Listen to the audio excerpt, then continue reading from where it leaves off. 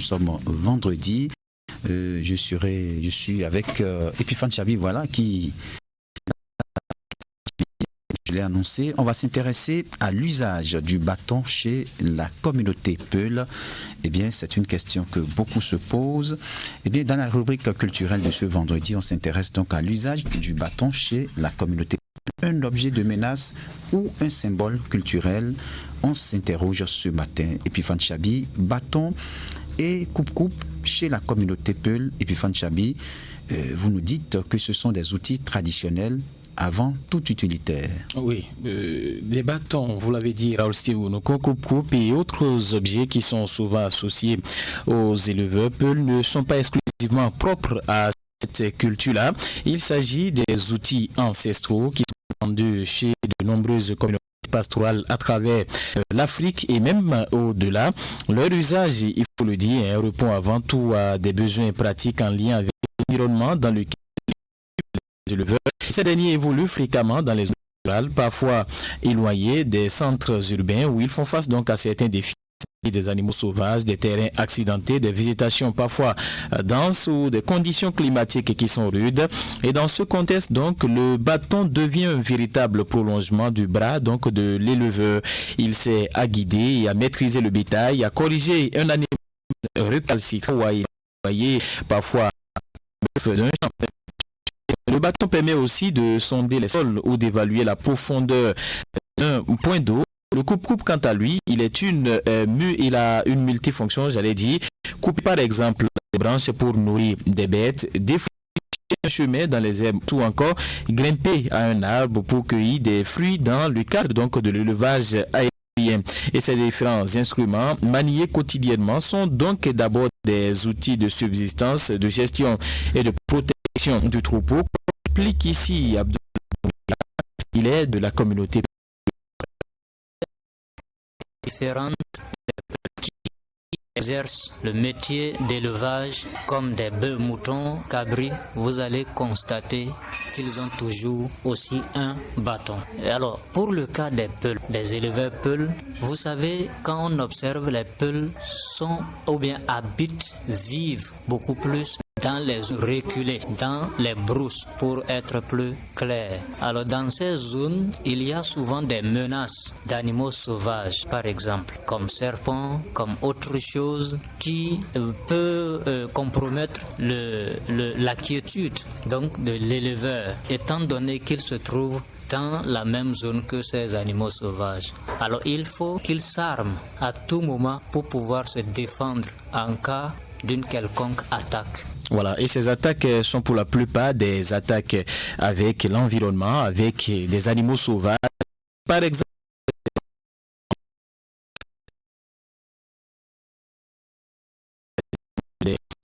qui sont utilisés.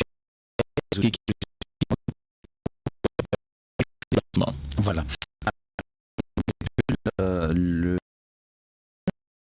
message utilitaire est une identité pastorale. Oui, avec le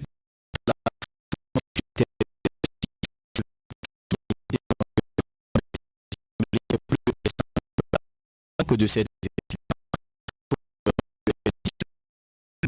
dépasse, vous l'avez déjà donc dit, son simple usage marquant de l'environnement pastoral. Il porte d'ailleurs avec fierté à guider les troupeaux, comme je le disais, à repousser les prédateurs, à explorer les terrains inconnus. C'est un héritage qui est transmis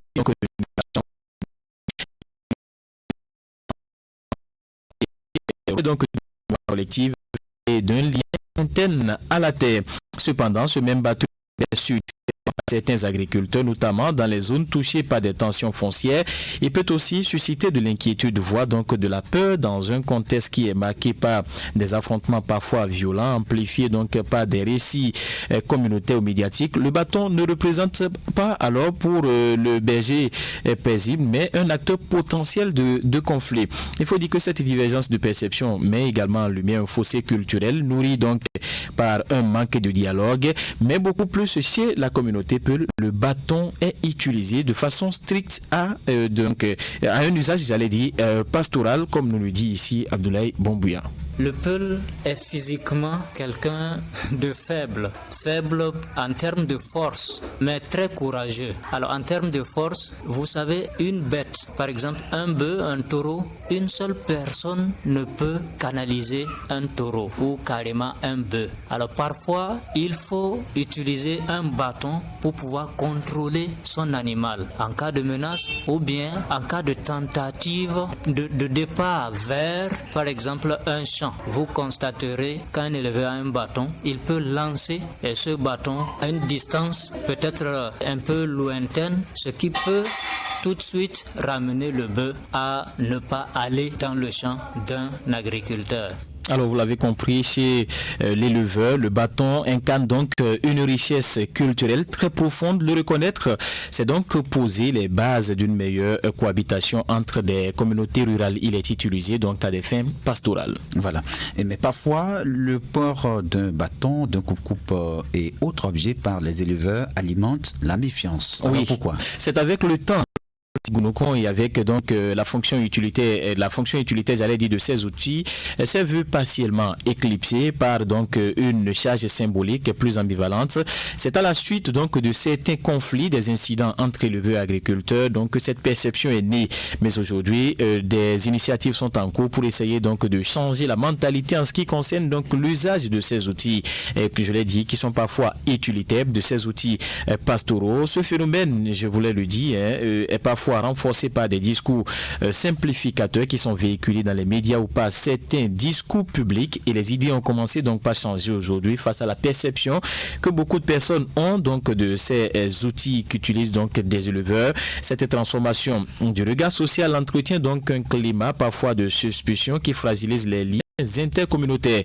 Pourtant, dans la grande majorité des cas, ces instruments sont utilisés dans un cadre strictement professionnel, d'où l'importance donc de sensibiliser les populations, de renforcer une fois encore le dialogue intercommunautaire et de promouvoir donc des initiatives locales de médiation. Restaurer la confiance donc passe aussi par une réhabilitation de l'image de ces outils traditionnels en rappelant leur rôle essentiel dans le quotidien des éleveurs. Dans la plupart de certaines communes, l'usage donc de ces outils en ville est strictement donc interdit. On demande donc à cette communauté ou aux éleveurs en général de ne pas venir en ville avec ces outils, parce que parfois quand des tensions naissent, ces outils sont malheureusement utilisés à des fins pas pastorales, mais à des fins donc qui parfois créent donc des dommages à la population. Voilà. Merci Epiphane Chabi pour toutes ces précisions dans la rubrique culturelle.